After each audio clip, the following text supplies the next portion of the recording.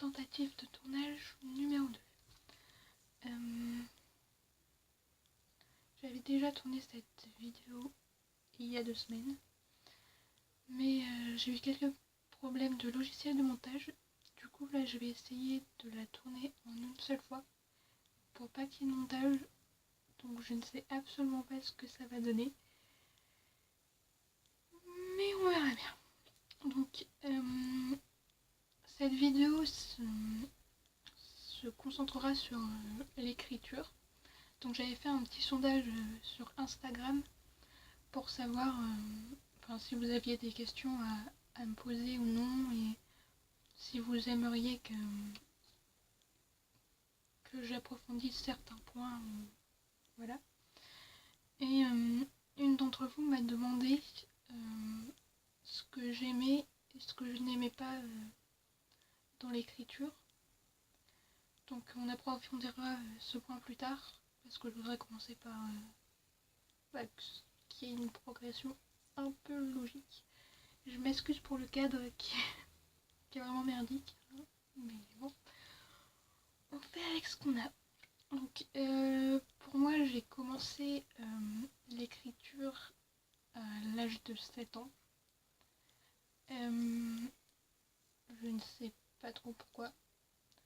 Je me souviens pas trop de ce que j'écrivais, mais je sais que c'était essentiellement basé sur les animaux, parce que quand j'étais petite, j'avais une très grande passion pour les animaux. Et du coup, j'écrivais plein d'histoires sur eux. La seule que j'ai gardée, c'est sur un cheval qui voulait être libre.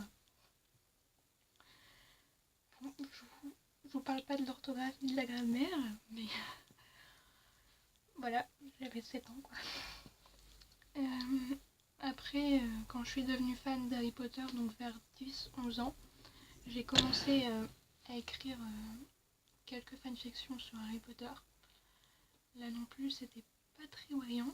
Après, quand je suis devenue fan plus tard de Percy Jackson, j'ai commencé à écrire des fanfictions sur Percy Jackson. Donc en fait, la plupart de mes écrits sont aujourd'hui des fanfictions. Mais je travaille également sur 3 projets originaux que j'espère un jour avoir le plaisir de partager avec vous. Donc ces projets, au nombre de 3, le premier c'est le plus noir des contes. C'est en fait,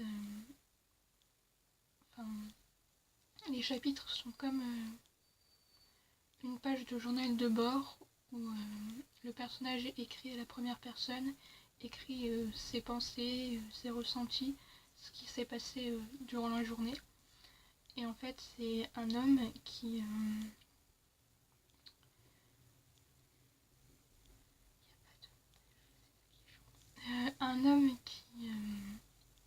qui a perdu sa femme et sa fille, qui ont été tués par Lycaon, un loup, une créature de la mythologie grecque.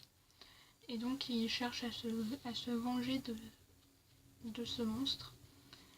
Et voilà, si vous voulez en savoir plus, je vous mettrai le lien en barre d'infos qui mène à cette histoire-là.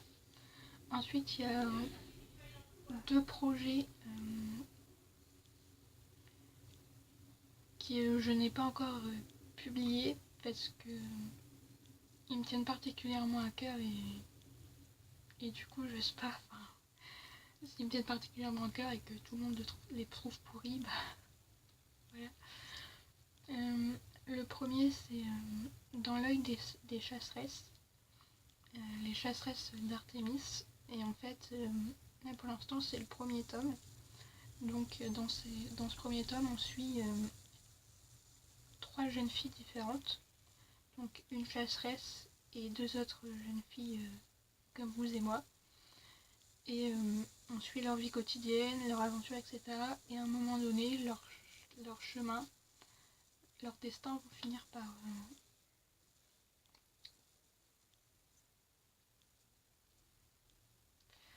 par se croiser. Et pour finir, le projet sur lequel je travaille le plus longtemps, Et puis le plus long... depuis... Enfin, le projet le plus ancien, voilà, on va dire ça. Ça s'intitule Les Ombres Traîtres. C'est un projet que je travaille depuis maintenant 6-7 ans. J'avais eu les idées pendant les vacances en famille au mois d'août. Et après j'avais abandonné ça.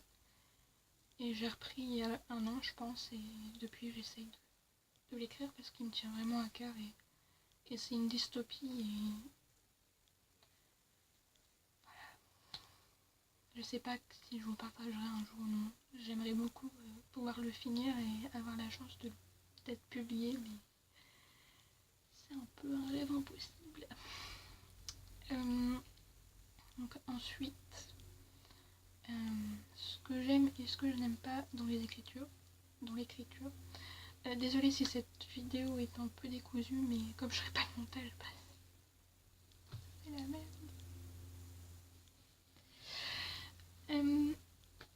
Donc ce que j'aime dans l'écriture, c'est pouvoir écrire. Voilà. Non, j'ai toujours eu une imagination assez débordante. Et du coup, j'aime beaucoup pouvoir mettre en forme, en mots, tout ce qui me vient à l'esprit, tous les univers que mon imagination ne cesse d'inventer. Et ça me fait beaucoup de bien en fait. Ça me rend joyeuse, ça calme mon anxiété, tout ça. Et j'aime bien créer en fait. J'adore créer des choses, des personnages. Parfois je passe même des heures à faire des fiches de personnages, à inventer plein de personnages à la suite. Et ces personnages me servent jamais à rien. Mais peut-être qu'un jour, ils finiront mon histoire. Mais ça, il n'y a que mon imagination qui peut le dire. Et ce que j'aime pas en revanche, c'est le syndrome de la page blanche. Ou non, pire. Quand t'as un mot sur le bout de la langue, quand tu vois l'idée dans ta tête, la scène dans ta tête, mais que tu n'arrives pas à la décrire. Ou alors tu n'arrives pas à trouver le mot exact, alors que tu l'as là, mais il ne va pas sortir. C'est très chiant. Très chiant. Et sinon, peut-être aussi le manque de commentaires quand tu publies un texte. Il y a beaucoup de lecteurs qui lisent parce que tu vois le nombre de vues que ton texte a eu. Tu vois qu'il y a eu beaucoup de lecteurs, mais ils ne laissent aucun avis. Du coup, ça, je trouve un peu dommage. Parce que moi, en fait, j'ai beaucoup de mal à avancer si personne me dit que c'est bien. Parce que je trouve toujours mes écrits hyper nuls. Donc si aucune personne ne me dit que c'est bien, j'avance pas. C'est triste. Mais c'est comme ça. Cette vidéo n'aura aucun sens. Et du coup, le troisième point que je voulais aborder avec vous, c'est les plateformes d'écriture, peut-être. Ouais. Au nombre de 4, 5, 5. Donc, une que j'utilise très souvent pour mes fanfictions, c'est fanfiction.net, que je vous recommande d'ailleurs si vous cherchez des fanfictions à lire ou si vous en avez écrit une et que vous souhaitez la poster quelque part. C'est vraiment le site que tout le monde connaît, c'est le site qui réunit des millions de fanfictions en toutes sortes sur à peu près tous les fandoms. Et il y a vraiment assez d'échanges entre auteurs et lecteurs. Et du coup c'est cool. Et en plus le système de recherche, quand vous entrez vos petites préférences, par exemple quel personnage vous voulez, quel genre vous voulez, etc. Le système de recherche va faire en sorte que ce soit la dernière histoire postée ou mise à jour qui apparaisse en premier. Et ça, je trouve ça cool parce que ça aide pas mal de premières fanfictions à être lues. Ce qui n'est... Enfin, ce qui n'est pas vraiment le cas dans d'autres plateformes, par exemple Wattpad, de ce que j'ai compris, ton histoire n'est vraiment visible que si elle a énormément de vues, énormément de votes. Et ça, je trouve ça assez dommage, parce que j'utilise Wattpad et du coup, je sais pas trop comment me faire connaître, étant donné que ça marche plutôt au nombre de vues et de lectures et de votes qu'autre chose.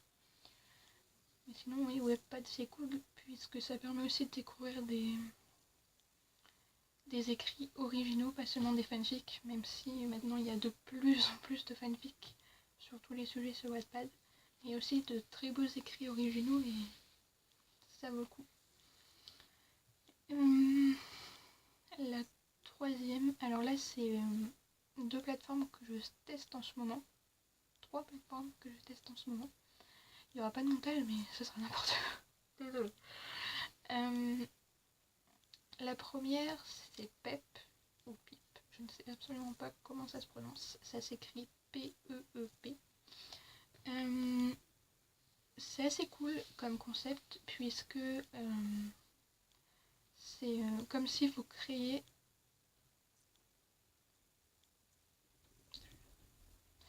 Comme si c'était... Si votre personnage prenait vie et ouvrait un compte Instagram, sauf que là, à la place des photos, il y a du texte, il y a ses aventures, etc. Dans son profil, il y a même sa petite photo et sa biographie. Et je trouve ça assez cool. Et en fait, c'est lui qui parle, donc du coup, ça vous oblige aussi à écrire à la première personne. Et ça, j'avais vraiment pas l'habitude de le faire. Je suis plutôt troisième personne et point de vue omniscient que première personne et point de vue interne. Mais du coup, ça fait des exercices, ça change, ça m'oblige à m'améliorer, on va dire. Et en plus, ce qui est cool aussi, c'est qu'à la fin de votre texte, vous pouvez faire le choix de poser une petite question à vos lecteurs pour si peut-être vous hésitez entre deux actions pour le personnage, posez la question au lecteur pour voir quelle action leur plairait le plus. Et je trouve ça cool puisque ça amène de l'interactivité.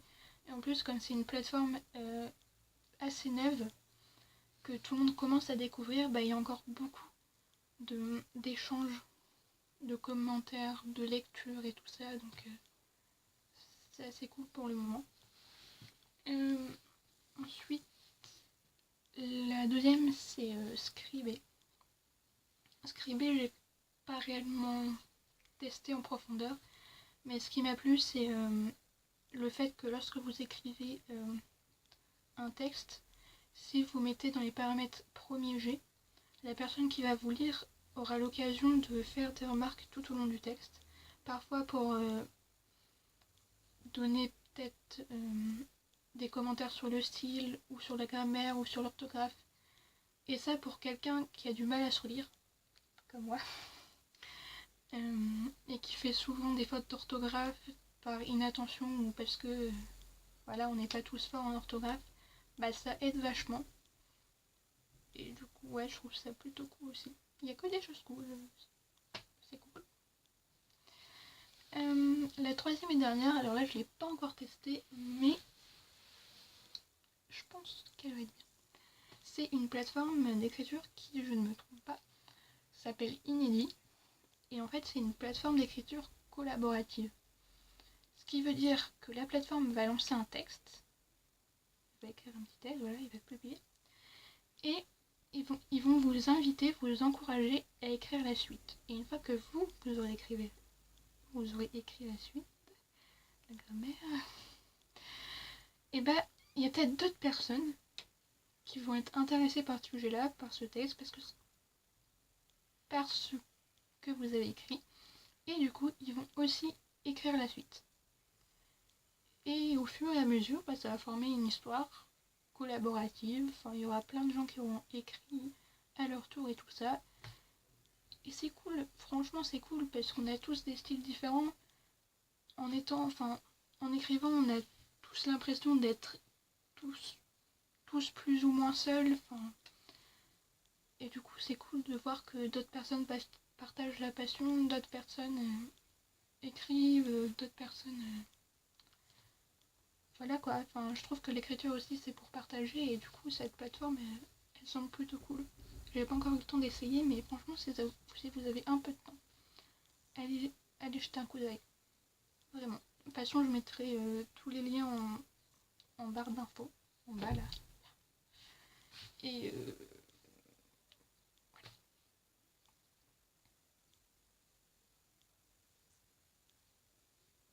je ne sais plus quoi dire. Donc je pense qu'on va en rester là.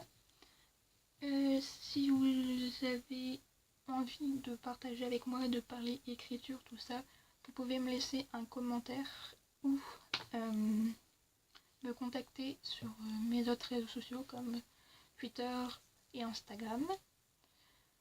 Je mettrai tous les liens en barre d'infos. De toute façon, je mettrai mon profil PEP, mon profil WhatsApp, mon profil Twitter, mon profil Instagram. Je mettrai tout en barre d'infos. Si jamais ça vous dit, je mettrai aussi le lien de la plateforme Inédit pour que vous alliez voir parce que franchement, je pense que ça vaut le coup. Et puis, sinon voilà.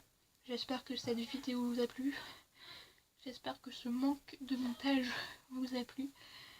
J'espère qu'on va réussir à poster cette vidéo. Parce que franchement, pour l'instant, depuis le début, j'ai l'impression qu'elle est maudite. Donc si jamais vous la voyez, c'est un miracle.